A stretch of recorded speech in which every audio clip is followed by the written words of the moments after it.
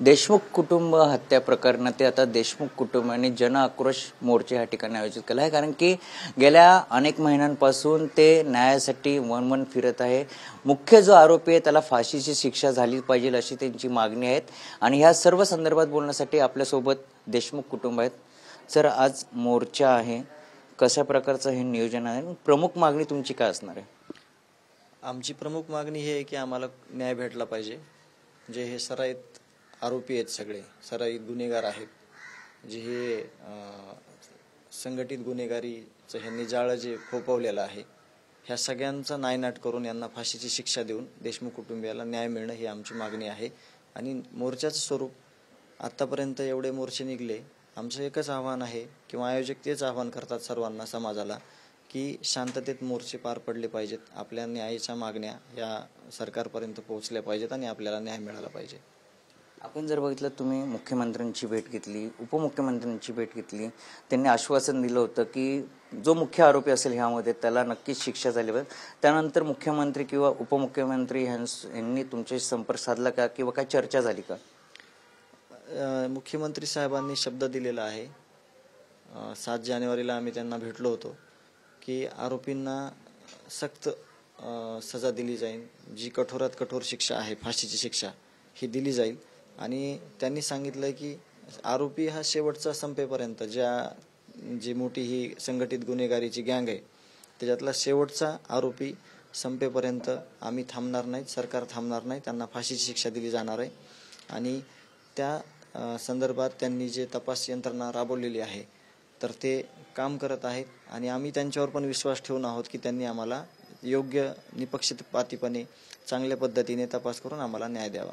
आपण अशी देखील एक मागणी केली होती, CID असेल किंवा SIT, की जे तपास करत आहेत त्याचे आम्हाला माहिती देत नाही किंवा पुरावे देत नाही, तो तपास कुठपर्यंत आहे? तुम्हाला काय प्रश्नचिन्ह उपस्थित होतं का, कसं पाहता? आम्ही मागच्या 2 दिवसात ज्यावेळेस SIT अधिकारी बसवराज तेली साहेब यांना भेटलो, काही गोष्टी गोपनीय आहेत, त्या जर पब्लिश केल्या तर मग तपासात अडथळा येऊ शकतो, अशा काही गोष्टी ते आम्हाला बोलले। तपास योग्य रीतीने चालू आहे, तपास चांगल्या पद्धतीने चालू आहे असं त्यांनी आम्हाला आश्वासन दिलं, आम्हाला विश्वस्त केलं आणि आमचा त्यांच्यावर विश्वास ठेवणं पण आम्हाला आहे, कारण तपास जोपर्यंत चालू आहे आणि ज्या घडामोडी घडतायत त्यावर आपण त्यांना वेळोवेळी बोलतो आहोत। नक्कीच आपल्यासोबत वैभवी आहेत, काय सांगशील, आज मोर्चा आहे मुंबईमध्ये, काय प्रमुख मागणी आहे? प्रमुख मागणी आमची हीच आहे की आम्हाला लवकरात लवकर न्याय मिळाला पाहिजे आणि जे कोणी आरोपी असतील त्यांना कठोरात कठोर शिक्षा झालीच पाहिजे। नक्कीच, पण मुख्यमंत्र्यांनी तुम्ही जेव्हा भेटले, आश्वासन दिलं होतं, नंतर काय तुमची चर्चा झाली का किंवा फोन त्यांनी केला का तुम्हाला की जो आरोपी असेल ह्या ह्याच्यामध्ये हत्यामध्ये तर त्याला नक्कीच शिक्षा झाली, चर्चा झाली का किंवा काही? नंतर चर्चा नाहीये, पण ज्यावेळेस आम्ही त्यांना भेटायला गेलो 7 तारखेला, त्यावेळेस त्यांनी शब्द दिलाय की या शेवटचा जो आरोपी आहे त्याला फाशी होस तर मी तर शांत बसणार नाहीये।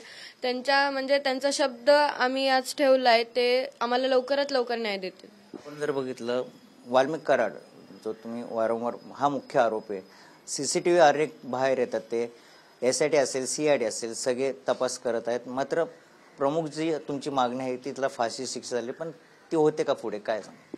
जे आमची मागणी तरी आहे की ज्यांनी कोणी माझ्या वडिलांची हत्या केली आहे, कारण की आज त्यांच्यावर अन्याय झालाय आणि त्यांना न्याय मिळवण्यासाठी ठिकठिकाणी मोर्चे निघतायत आणि जे समाजाच्या भावना आहेत त्यांचा तो आक्रोश आहे।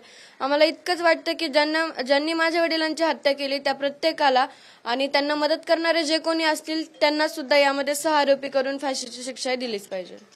नक्कीच, जर आपण बघितलं ह्या प्रकरणामध्ये जो कोणी आरोपी असेल किंवा सहआरोपी असेल त्यांना फाशी शिक्षा झालीच पाहिजे, हीच त्यांची प्रमुख मागणी आणि हीच मागणी धरून आज ते मुंबईमध्ये धडकणार आणि जन आक्रोश या ठिकाणी मोर्चा आहे। कॅमेरामन आदिल सह मयुरेश जाधव, TV9 मराठी, मुंबई।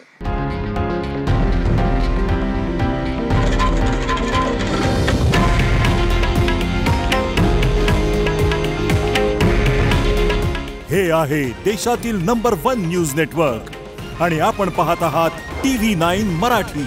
काळजी तुमची, हित महाराष्ट्राचं।